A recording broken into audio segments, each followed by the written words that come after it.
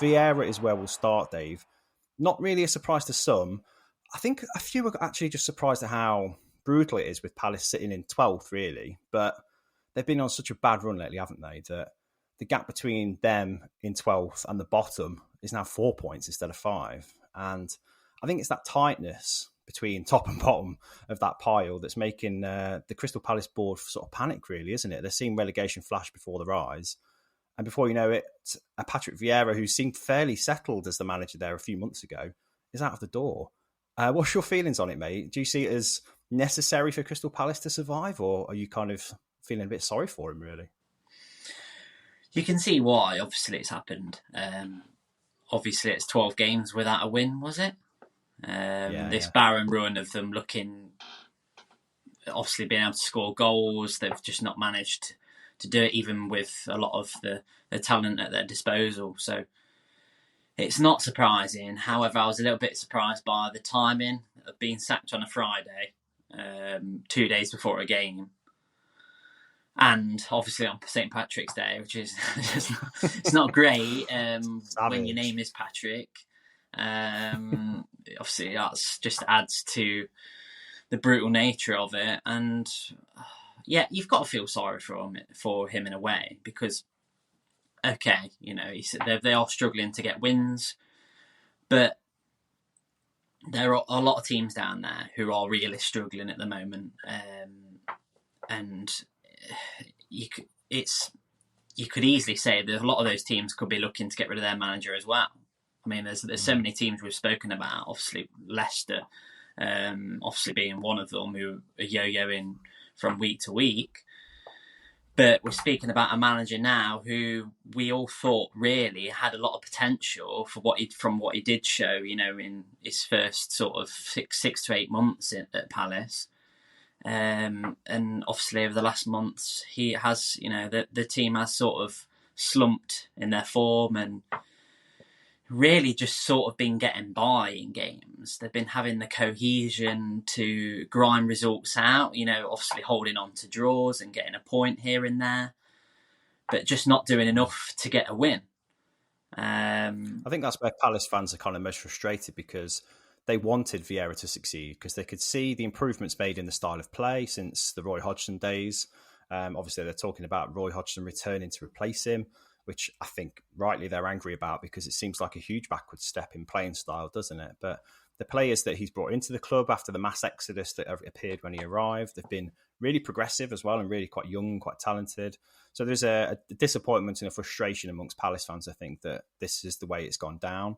There's also kind of a bit of a reality check that they are dangerously close to getting in that bottom 3. 4 points separates them from 20th place in the table.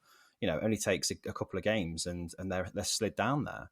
But I agree, the timing of it is tough, because they would have stood a better chance of getting points against Arsenal if Vieira was there, if not just to play for Vieira against Arsenal, rather than having the under-23 manager take over, Paddy McCarthy. I think it's almost... They looked worse for that. It's almost like they wrote that game off. They thought, we're not going to win from this game. May as well just throw the towel in, start fresh. But that's just bizarre to me when an international break is just around the corner. And you've got a question, what's the succession plan? Because the murmurs that are going round are talking about Roy Hodgson coming back, and that for me is, I don't know, that sets alarm bells ringing for me. And do the board really know what they're doing? Well, they're going to need a firefighter at this stage, aren't they? And if Hodgson was to return, it would just be till the end of the season, because there's no way he can be the long-term vision for Crystal Palace. I mean, say they don't escape relegation, you know, he's not going to stick around to sort of dig them back out of the Championship again. But if they get to safety, he's also going to leave and then vacate the job for somebody else to come in.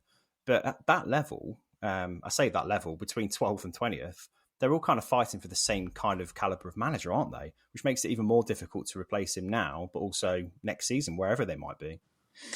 Yeah, again, there's just so much uncertainty, isn't there, really, with a lot of teams at the moment. And it's almost like there are a lot of teams that are kind of looking to just get to the end of the season. Yeah.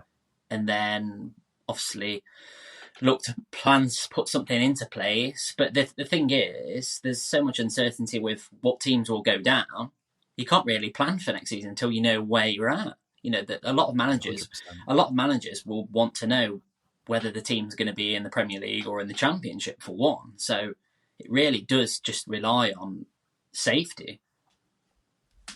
I think I get why the board have done it as well, because there's £100+ million riding on staying in the Premier League, and I think the way they'd have to trim that squad back if they were to get relegated, again, like all the teams in that situation, it would be a big overhaul, wouldn't it? And there's no guarantee they'd bounce right back. So I understand it's an expensive gamble to stick with Vieira.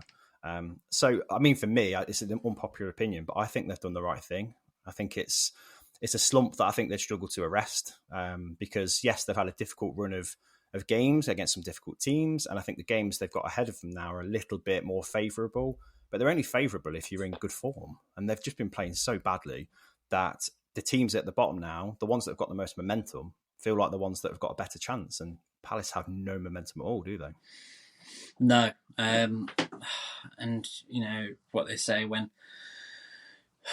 the chips are down, it's so hard to turn it around sometimes. It just seems like you don't get any luck in your favour.